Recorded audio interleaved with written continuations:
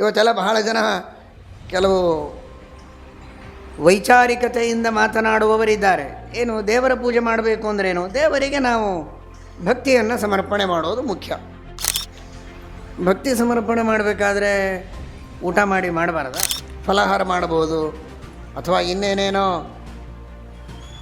ಕುಡಿಯೋದು ತಿನ್ನೋದು ಎಲ್ಲ ಮಾಡಿ ಆಮೇಲೆ ದೇವರ ಪೂಜೆ ಮಾಡಿದರೆ ಏನು ತಪ್ಪು? ಭಕ್ತಿಯಿಂದ ಮಾಡಬೇಕು, ಉಪವಾಸ ಮಾಡಬೇಕು ಅನ್ನೋದು ಎಲ್ಲಿ ಶಾಸ್ತ್ರದೊಳಗೆ ಹೇಳೇ ಇಲ್ಲ. ಉಪವಾಸ ಮಾಡಲಿ ಬಿಡಲಿ ಇದನ್ನು ಹೇಳ್ತಾರೆ ನೋಡ್ರಿ, ಸ್ಟೇಟ್ಮೆಂಟು ಎಲ್ಲಿದೆ ಶಾಸ್ತ್ರದೊಳಗೆ? ಇಲ್ಲವೇ ಇಲ್ಲ. ಮಹಾಭಾರತ ಎಷ್ಟು ಸ್ಪಷ್ಟವಾಗಿ ಹೇಳುತ್ತದೆ, ಅಭುಕ್ತ್ವಾ ದೇವ ಕಾರ್ಯಾಣಿ. ಭಗವಂತನ ಪೂಜೆಯನ್ನು ಮಾಡಬೇಕಾದರೆ ಉಪವಾಸದಲ್ಲಿದ್ದು ಊಟ ಮಾಡದೇ ಮಾಡಬೇಕು. ಸಾಯಂಕಾಲದ ಪೂಜೆ ಬೇರೆ, ಆದರೆ ಬೆಳಿಗ್ಗೆ ಮಾಡುವಂತಹ ಪೂಜೆಯನ್ನು ಊಟ ಮಾಡದೇ ಮಾಡಬೇಕು. ಸಾಯಂಕಾಲದ ಪೂಜೆಯನ್ನು ಸಾಯಂಕಾಲ ಊಟ ಮಾಡದೇ ಮಾಡಬೇಕು. ಆದರೆ ಊಟ ಮಾಡಿ ನೆನಪಾದಾಗ ದೇವರ ಪೂಜೆ ಮಾಡ್ತೇನೆ ಅಂತನ್ನುವುದು ಸರಿಯಲ್ಲ. ಎಲ್ಲರೂ ಅರ್ಥ ಮಾಡಿಕೊಳ್ಳಿ. ದೇವರ ಪೂಜೆಯನ್ನು ಮಾಡಬೇಕು ಅನ್ನುವುದು ಸತ್ಯ.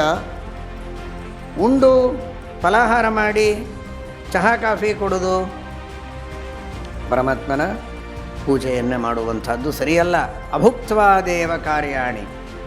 ದೇವ ಕಾರ್ಯಗಳನ್ನು ಮಾಡಬೇಕಾದರೆ ಶುದ್ಧವಾದ ಮನಸ್ಸಿನಿಂದ ಶುದ್ಧವಾದ ರೀತಿಯಲ್ಲಿ ಸ್ನಾನ ಮಾಡಿ ಪರಮಾತ್ಮನ ಪೂಜೆಗೋಸ್ಕರ ಅತ್ಯಂತ ಏಕಾಗ್ರ ಮನಸ್ಸಿನಿಂದ ಬಾಹ್ಯ ವಿಚಾರಗಳನ್ನೇನೂ ಮಾಡದೆ ಶ್ರದ್ಧೆಯಿಂದ ಮಾಡಬೇಕು.